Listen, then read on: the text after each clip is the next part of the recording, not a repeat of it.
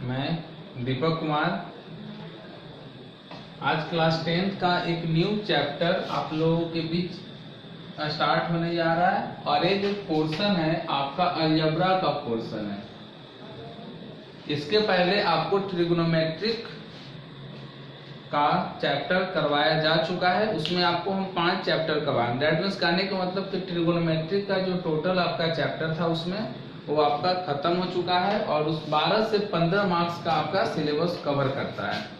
तो नेक्स्ट हम अलजेब्रा का एक चैप्टर जो काफी इंपॉर्टेंट चैप्टर है आपका अरिथमेटिक प्रोग्रेशन, इसको आज स्टार्ट करेंगे। और न्यू चैप्टर भी है क्योंकि आज तक आप इस चैप्टर के बारे में सुने होंगे लेकिन पढ़े नहीं होंगे, तो आपके लिए बिल्कुल नया चैप्टर है जैसे ट्रिगोनोमेट्री का था 10th में।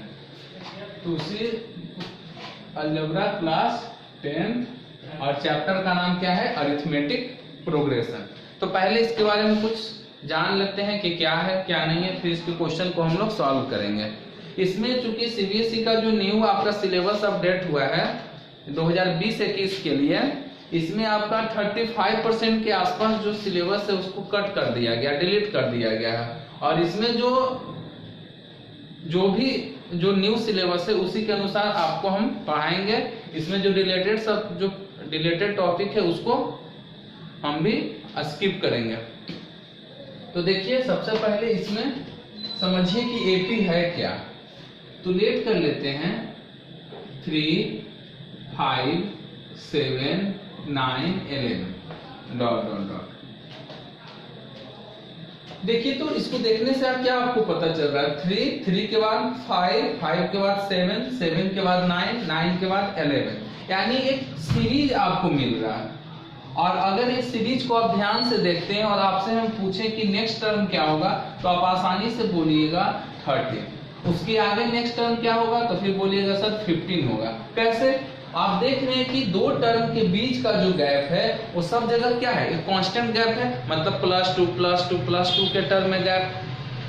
तो आप आसानी से इसमें जो भी न्यू टर्म है, आगे जो भी टर्म आएगा उसको आप आसानी से फाइंड आउट कर सकते हैं। लेकिन अगर आपको हम बोले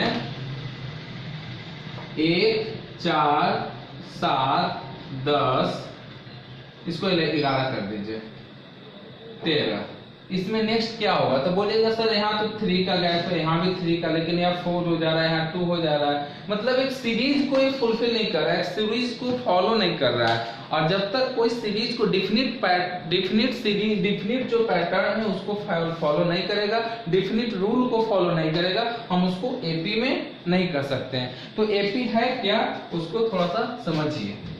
एपी में क्या होता है कि लगातार जो दो टर्म के बीच का जो गैपिंग होता है वो हमेशा एक कांस्टेंट नंबर होता है। क्या होता है? एक कांस्टेंट नंबर होता है।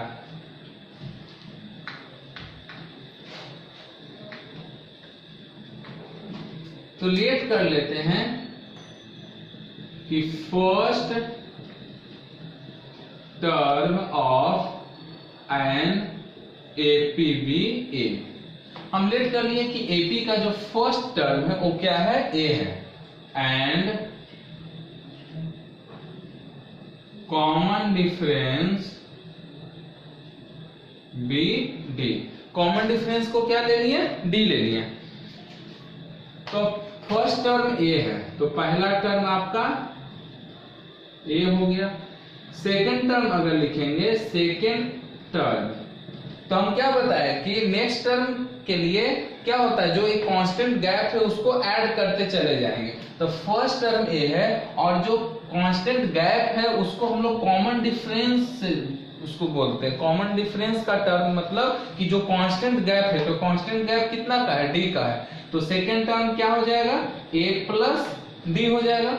उसी तरह से अगर थर्ड टर्म देखें तो a प्लस डी तो था सेकंड में, तो फिर से उसमें एक और d ऐड हो जाएगा, यानी a plus 2d। Fourth term a plus 2d आ चुका है और उसमें एक और d ऐड कर देंगे तो क्या हो जाएगा, a plus 3d। Similarly nth term, तो इसके लिए पहले यहां समझिए, हम फर्स्ट टर्म a है, हम इसको लिख सकते हैं a plus 1 minus 1 into D. कोई प्रॉब्लम है? 1 से 1 सब्ट्रैक्ट होगा, 0 0 इंटू डी 0, तो ए ही रह गया। सेकेंड टर्म तो a प्लस डी है, तो सेकेंड का मतलब सेकेंड 2 है, तो 2 और माइनस 1 इंटू डी, दो में से एक गया एक और एक इंटू डी, तो डी ही रह गया, यानी a प्लस डी को हम a plus 2 minus 1 into D. Similarly a plus 2d को क्या लिख सकते हैं? a plus 3 minus 1 into D. इसको क्या लिख सकते हैं? a plus 4 minus 1 into d. अब ये 4 कहां से आया? तो फोर्थ है तो 4 माइनस 1, थर्ड है तो 3 माइनस 1, सेकेंड है तो 2 माइनस 1 और फर्स्ट है तो 1 माइनस 1। सिमिलरली अगर nth टर्म रहे तो a plus n minus 1 into d, यानी nth टर्म को हम क्या लिख सकते हैं? a plus n minus 1 into d. nth term को tn से आपको रिप्रेजेंट करते हैं, तो tn is equal to a plus n minus 1 into d. अगर आप एनसीईआरटी को फॉलो कीजिएगा तो tn को एनसीईआरटी में an लिखा गया है, तो आप कंफ्यूज नहीं कीजिएगा। आप आर एस अग्रवाल बनाइए, आर डी शर्मा बनाइए, या कोई भी बुक बनाइए तो कहीं tn यूज होता है और कहीं an यूज होता है, तो इसका मतलब होता है nth टर्म। तो nth टर्म के लिए आपको फॉर्मूला क्या मिल गया? a plus n minus 1 into d, where यहाँ पर a क्या है? आपका फर्स्ट टर्म है, d क्या है? तो कॉमन डिफरेंस है, n क्या है? तो नंबर ऑफ टर्म्स हो गया, a n d। अब इस बेस पे ये जो आपको फॉर्मूला दिया गया, इस बेस पे आपको हम कुछ क्वेश्चंस को सॉल्व करवाएंगे, ठीक है। यहाँ से 1 मार्क्स का और 2 मार्क्स का क्वेश्चन ज्यादा आता है, 1 और 2 मार्क्स का क्वेश्चन यहाँ पे आता है इस फॉर्मूला बेस पे, और जो आपका 4 मार्क्स का क्वेश्चन आता है वो जनरली एसएन से आता है। तो इस बार इसका जो वर्ड प्रॉब्लम है उसको डिलीट कर दिया है, ठीक है। तो आपको उसमें ज्यादा थोड़ा सा टॉपिक डिलीट हुआ है तो कम भी पढ़ना है। अच्छा, जो भी पढ़ना है वो आपको हम पढ़ाएंगे, आप बस यहाँ ध्यान देते जाइए। आइए हम इस पे कुछ क्वेश्चन को सॉल्व करते हैं।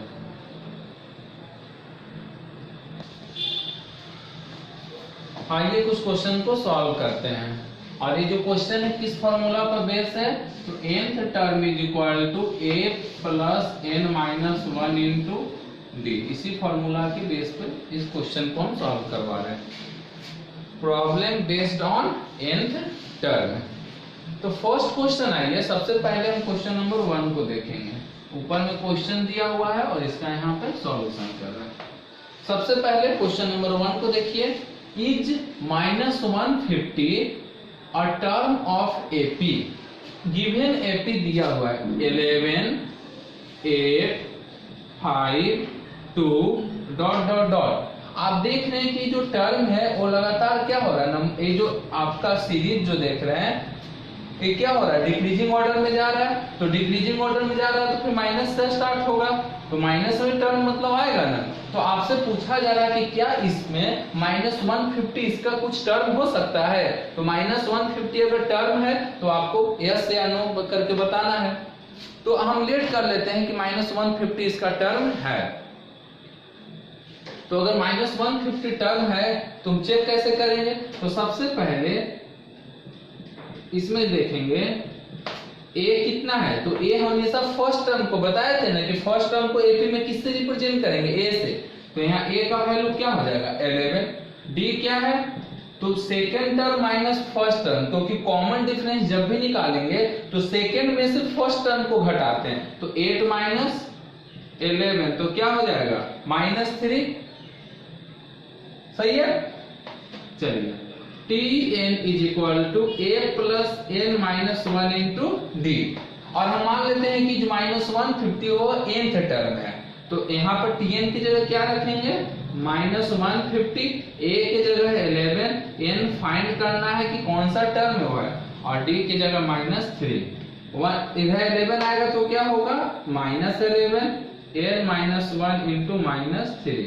-161 is equal to n minus 1 into -3। -3 इधर आके डिवाइड हो जाएगा, तो 161/3 is equal to n minus 1।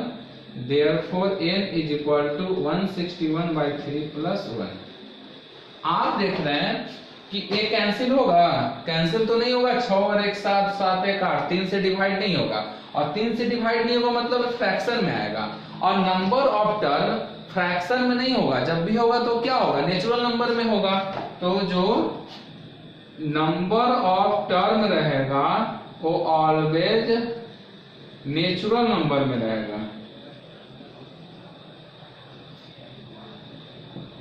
ना फ्रैक्शन में रहेगा ना निगेटिव में रहेगा, तो फ्रैक्शन में आ जा रहा है, तो फ्रैक्शन में नंबर ऑफ टर्म नहीं ना रह सकता है। इसका मतलब है कि हम लिख सकते हैं कि -150 is not a term of given AP.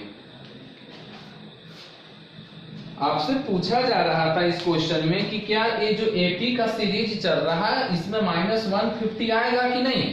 तो आप इसको कैसे चेक किए? तो फर्स्ट टर्म 11, तो ए से कॉमन डिफरेंस हमेशा निकालेंगे, तो सेकेंड टर्म से फर्स्ट टर्म को सबट्रैक्ट करेंगे, तो सेकेंड टर्म 8 है, 8 में से 11 गया तो -3, या आप थर्ड में से सेकेंड को भी सबट्रैक्ट कर सकते हैं, क्योंकि कॉमन डिफरेंस तो सब जगह क्या रहेगा? सेम रहेगा।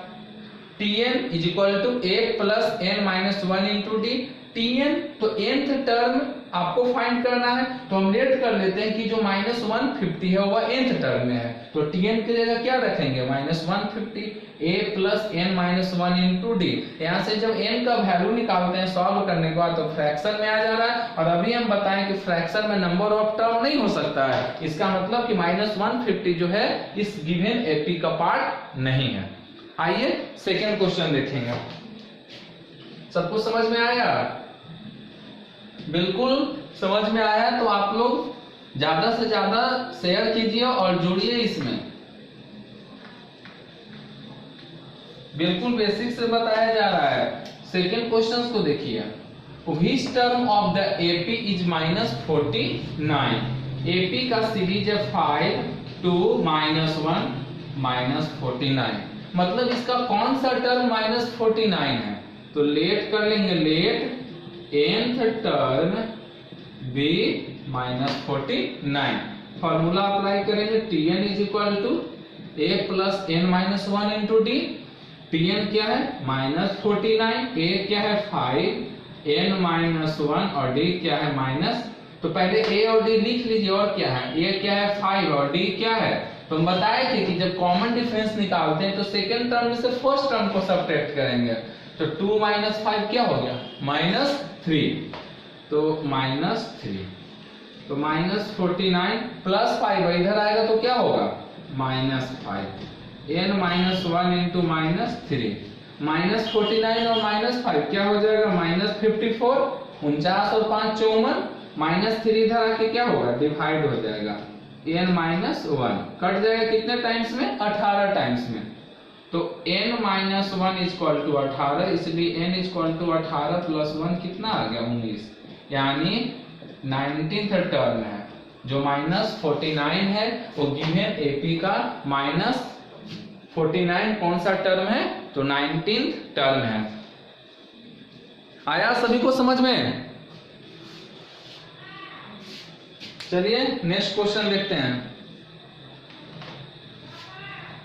क्या इसमें किए हैं? First term common difference let कर लेते हैं कि -49 nth टर्म है, तो Tn is equal to a plus n minus 1 into d. Tn की जगह -49, a की जगह 5, n माइनस 1, d की जगह -3। यहां से n का वैल्यू निकाल लिया 19, यानी जो ये जो टर्म है वो 19th टर्म हो गया।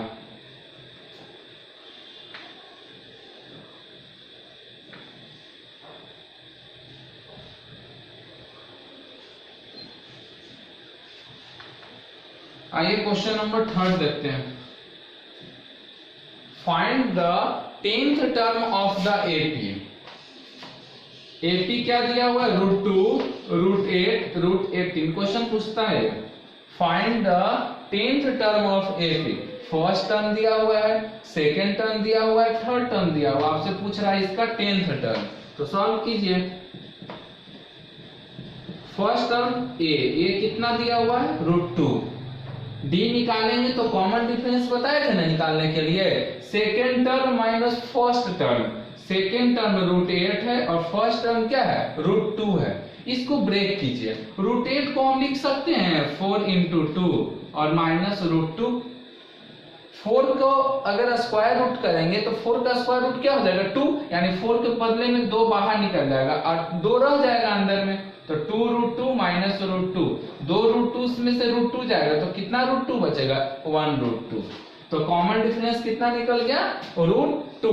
आपसे 10th टर्म पूछ रहा है ना, तो लिखेंगे T10 is equal to a plus 10 minus 1 into d. Tn is equal to a plus n minus 1 into d. तो n के जगह 10 a n minus 1 into d, क्योंकि यहाँ पर n कितना दिया हुआ है, 10th दिया हुआ है। तो a प्लस 9d, a कितना है √2, 9 इंटू डी कितना है √2, तो √2 प्लस 9 √2 कितना हो जाएगा, 10 √2। क्या हो जाएगा आंसर। आप अगर आंसर नहीं मैच करता है तो आप इसको ऐसे भी लिख सकते हैं, 10 √2 है, इसका मतलब अगर स्क्वायर रूट के अंदर जाएगा तो 10 × 10 और √2, तो हो जाएगा √100, 200 हो जाएगा। तो ये आंसर लीजिए, ये आंसर लीजिए। फर्स्ट टर्म दिया हुआ है, कॉमन डिफरेंस कैसे निकालें, तो second term minus first term. 8 को लिख सकते हैं 4 × 2, 4 के बदले 2 बाहर निकल गया, 2 √2 से 1 √2 जाएगा तो √2 बच गया, तो कॉमन डिफरेंस √2। आपसे पूछ रहा है 10th टर्म, तो Tn is equal to a plus n minus 1 into 2। n की जगह 10th टर्म, क्योंकि आपको 10th टर्म निकालना है, a plus n minus 1 into D. आप डायरेक्ट ऐसे भी सोच सकते हैं कि अगर आपसे पूछे 4th टर्म निकालना है तो आप एक घटा के लिखिएगा a प्लस 3d। अगर आपसे 5th टर्म पूछे तो a प्लस 4d लिखिएगा। आपसे अगर 10th टर्म पूछे तो a प्लस 9d लिखिएगा, एक घटा देना है। जैसे 10th टर्म में तो देखिए कैसे a प्लस 9d भी हम डायरेक्ट लिख सकते हैं ना। आइए नेक्स्ट क्वेश्चन करते हैं। आइए नेक्स्ट 3 क्वेश्चन देखते हैं। Question number 4। क्वेश्चन नंबर 4 है, which term of the AP 150 147 decreasing order में जा रहा है, 144 is it's first negative term. यानी ये जो गिवन एपी है इसका कौन सा टर्म जो होगा फर्स्ट निगेटिव टर्म होगा, क्योंकि आप देख रहे हैं जो सीरीज है वो हमें डिक्रीजिंग ऑर्डर में जा रहा है और डिक्रीजिंग ऑर्डर में जाएगा तो कहीं ना कहीं से वो निगेटिव टर्म से स्टार्ट होना शुरू हो जाएगा, तो निगेटिव नंबर से, सॉरी, तो निगेटिव नंबर कौन सा टर्म होगा वही आपसे पूछ रहा है। तो आराम से हम बार बार बोल रहे हैं कि आपको बस केवल इसी फॉर्मूला का यूज करना है। तो Tn is equal to a plus n minus 1 into d. अब इस क्वेश्चन में a क्या दिया हुआ है, a दिया हुआ है 150, यहां देखिएगा सीरीज 150, d निकालेंगे तो second term minus first term, second term कितना है 147, फर्स्ट टर्म 150 है तो कितना हो जाएगा -3। तो Tn is equal to a कितना है 150, n फाइंड करना है और d -3, 150 -3n हो जाएगा और -3 इंटू -1 +3, ये हो जाएगा 153 -3n हो जाएगा। अब ध्यान दीजिएगा आप, इसमें फर्स्ट निगेटिव टर्म आपसे पूछ रहा है, तो सबसे पहले आप क्या कीजिएगा, इस केस में जब निगेटिव टर्म बोलेगा तो आप Tn इज लेस देन 0 कर दीजिएगा और Tn का वैल्यू कितना है 153 -3n is less than 0। 153 -3n हो जाएगा, क्या हो जाएगा +3n हो जाएगा और ये 3 इंटू n इधर आएगा तो डिवाइड होगा, यानी 153/3 इज इक्वल टू n कितना टाइम में कटेगा 51 टाइम्स में, यानी 51 इज लेस देन n। इसको अगर हम उलट के लिखते हैं तो n इज ग्रेटर देन 51, यानी 51 से जस्ट ग्रेटर जो टर्म होगा वो इसका फर्स्ट निगेटिव टर्म होगा। तो 51 के बाद कौन सा टर्म आता है 52, यानी n इज इक्वल टू 52। आप इसका आंसर भी चेक कर सकते हैं, कैसे 52 टर्म हम निगेटिव में बोले हैं तो 52 टर्म यानी T52, तो हम क्या बोले थे a + 51d।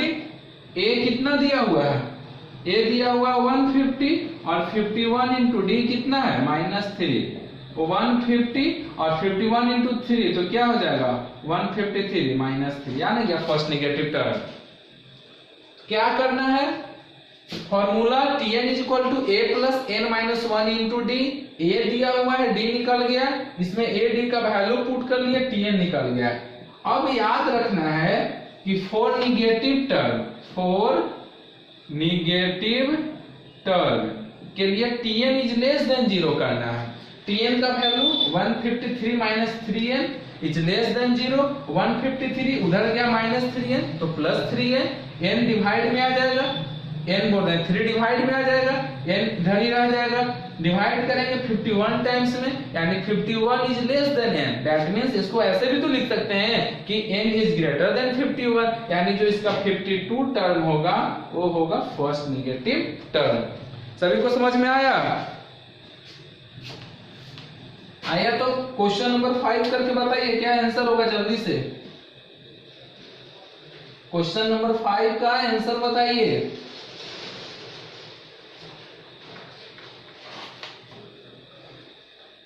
क्या होगा बताइए जल्दी से।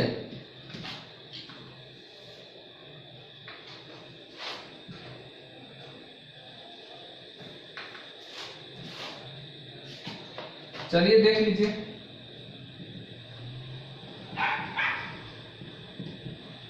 The eighth term of an APB 0 क्या दिया हुआ है, गिवन the eighth term यानी T8 0 दिया हुआ है।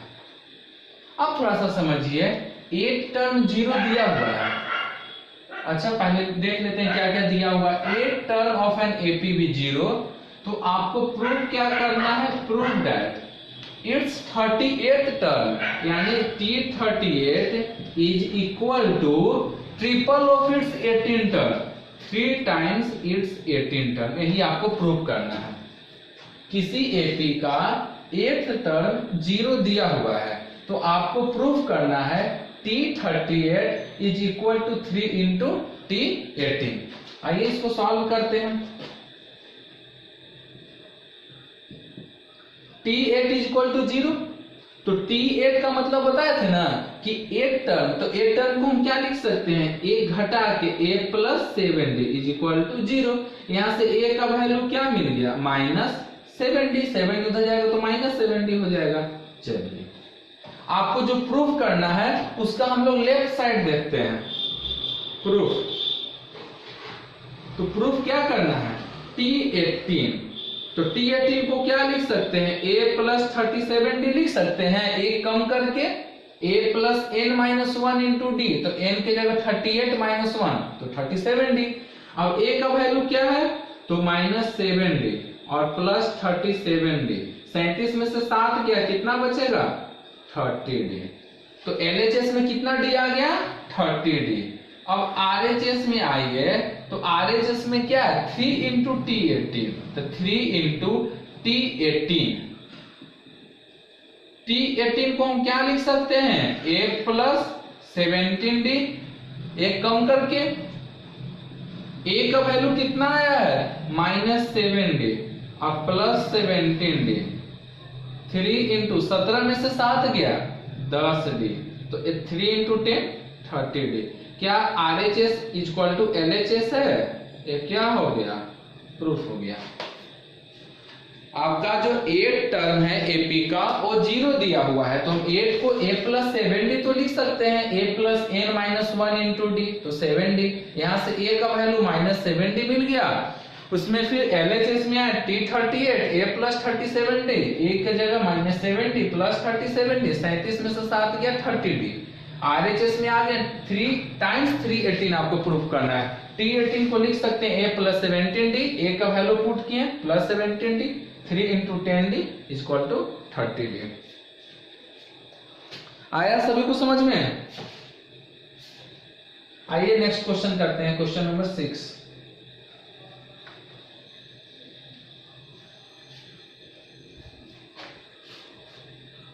क्वेश्चन नंबर 6 को हम लोग होमवर्क में रख लेते हैं।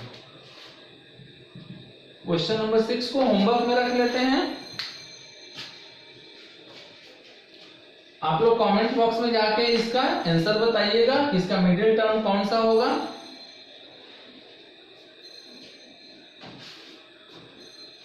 कैसा लगा आप लोग को आज का क्लास?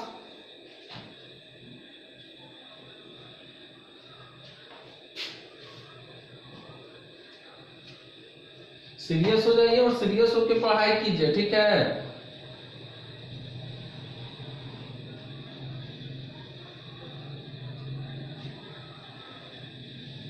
चलिए अब हम नेक्स्ट क्लास में एपी का कुछ और क्वेश्चन देखेंगे इसी बेस पे। इस 3 या 4 क्लास इस पे होगा आपका। तो आपका फर्स्ट क्लास आज कंप्लीट हुआ। फर्स्ट क्लास में हम लोग जो फर्स्ट फॉर्मूला है Tn equal to a plus m minus 1 into d, इस पे कुछ क्वेश्चन सॉल्व किए हैं, लगभग 5 क्वेश्चन सॉल्व किए हैं। आपका एक क्वेश्चन होमवर्क में रहा, 2-4 क्वेश्चन और हम इस फॉर्मूला बेस पर करवाएंगे, फिर नेक्स्ट फॉर्मूला पे क्वेश्चन करवाएंगे। चलिए हम लोग नेक्स्ट वीडियो में मिलते हैं।